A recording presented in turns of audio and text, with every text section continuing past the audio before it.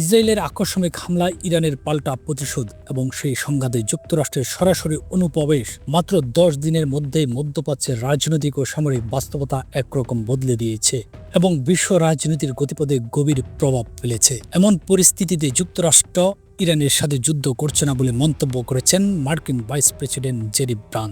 তার দাবি, যুক্তরাষ্ট্র ইরানের সাথে যুদ্ধ করছে না, যুক্তরাষ্ট্র যুদ্ধ করছে ইরানের পরমাণু কর্মসূচির বিরুদ্ধে। তিনি বলেন, ইরানে মার্কিন হামলার অর্থ এই নয় যে ওয়াশিংটন এখন তেহরানের সাথে সরাসরি যুদ্ধে জড়িয়ে পড়েছে, বরং তাদের মূল লক্ষ্য ইরানের পরমাণু কর্মসূচি ধ্বংস করা, এবং এটাই ছিল সাম্প্রতিক হামলার উদ্দেশ্য।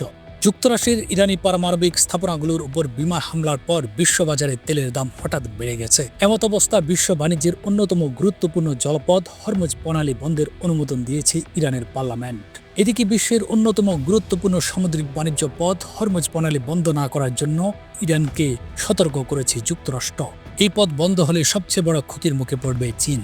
একই সঙ্গে বিশ্বের অন্যান্য দেশ এবং যুক্তরাষ্ট্রও মারাত্মক এর প্রভাব অনুভব করবে। এ ব্যাপারে ইরানের সঙ্গে আলাপ চালাতে চীনের সহায়তা কামনা করেছে যুক্তরাষ্ট্র, যার ফলে মধ্যপ্রাচ্যে আরও বড় ধরনের সংঘাতের আশঙ্কা এবং জ্বালানি সরবরাহে ব্যাঘাত ঘটার সম্ভাবনা দেখা দিয়েছে। এমন বাস্তবতা বিশ্বজুড়ে নতুন করে আতঙ্ক ছড়িয়ে পড়েছে। তৃতীয় বিশ্বযুদ্ধ কি এখন কেবল সময়ের অপেক্ষা?